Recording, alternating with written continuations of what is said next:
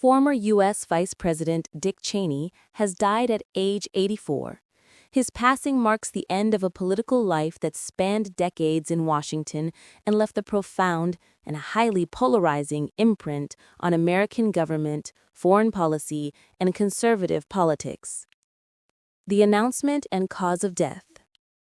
Cheney's family announced that he passed away on Monday, November 3, 2025, from complications of pneumonia, along with long-standing cardiac and vascular disease. The statement noted that his wife of 61 years, Lynn, daughters Liz and Mary, and other family members were by his side. The funeral arrangements have not yet been detailed. Early life and rise to power.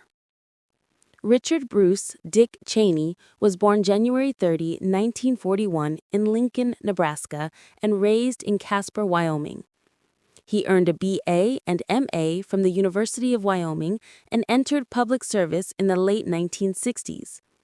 His resume included White House Chief of Staff under Gerald Ford, 1975 to 77, U.S. Representative from Wyoming, 1979 to 89, 17th U.S. Secretary of Defense under George H.W. Bush, 1989 to 1993.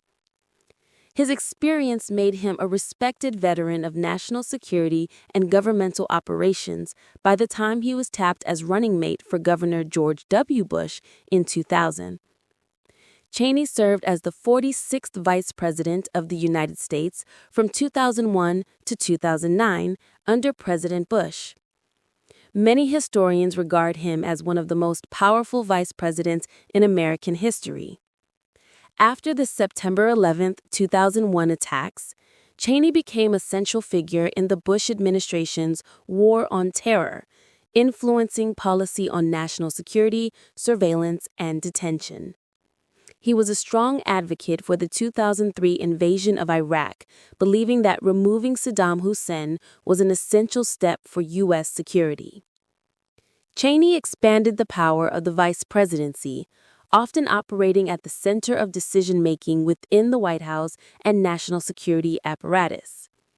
Yet his tenure was also marked by deep controversy.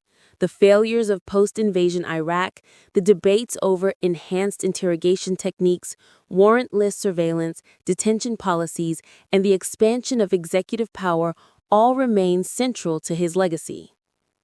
Cheney's legacy is complex, full of accomplishments and criticisms. Achievements. Military and government service across several administrations, including leading roles in the Gulf War as Secretary of Defense. Helping steer the U.S. through the immediate aftermath of 9/11 and establishing many of the institutional frameworks still used for counterterrorism. His partisan break in later years, publicly criticizing his own party's direction and endorsing candidates outside the Republican mainstream, demonstrated his independent streak. Criticisms. The 2003 Iraq invasion remains a contested decision. The intelligence that claimed Iraq possessed weapons of mass destruction proved false, and the long-term consequences of the war have weighed heavily on American foreign policy. His advocacy for enhanced interrogation techniques and expanded surveillance drew accusations of undermining civil liberties and human rights. Cheney's accumulation of power raised concerns about the balance of executive and legislative branches and the proper role of the vice presidency. Cheney's health challenges were long-standing. He suffered 5 heart attacks beginning at age 38 and underwent a heart transplant in 2012. Despite his medical issues, he remained active in public commentary and political advocacy. During the 2024 election cycle, for example, Cheney publicly broke with his party to endorse Democratic Vice President Kamala Harris, citing concerns over the direction of the Republican Party. His health and longevity made his career all the more remarkable. The family statement described him as a great and good man who taught his children and grandchildren to love our country. Cheney married Lynn Winson in 1964. They had 2 daughters, Liz and Mary.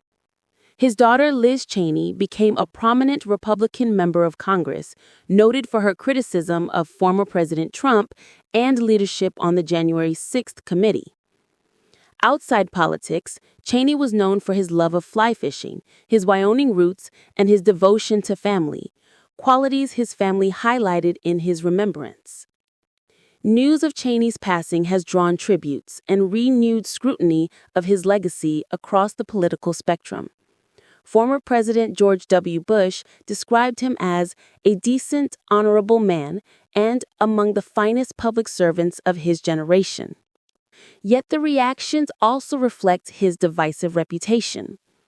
Critics and activists called attention to his role in the Iraq invasion and surveillance programs, with some labeling him a war criminal. Flags at the White House flew at half-staff as a sign of national recognition.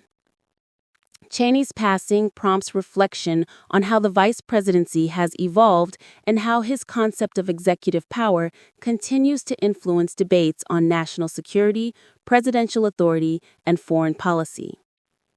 The death of a figure like Cheney matters for several reasons. It closes the chapter on one of America's most influential vice presidents, someone whose decisions shaped the 21st century U.S. path in war, security, and governance.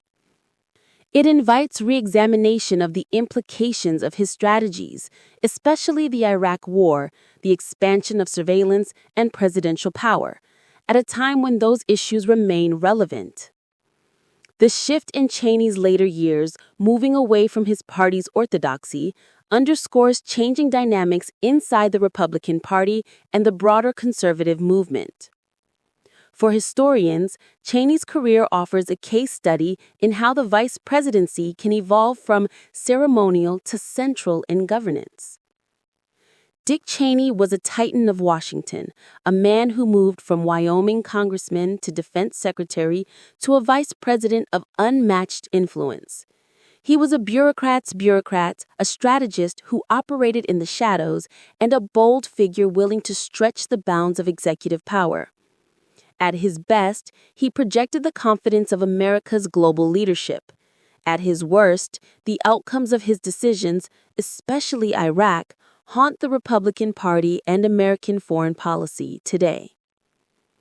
He was also a husband, a father, a grandfather, and a Wyoming fly fisherman whose family remembers him as a teacher of courage, love of country, and kindness.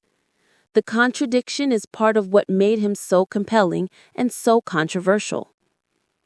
In death at 84, Cheney leaves behind a legacy that will be debated for generations. Whether judged as a hero of national security or as an embodiment of unchecked executive authority, his impact cannot be understated. For better or for worse, he helped define the America of the early 21st century.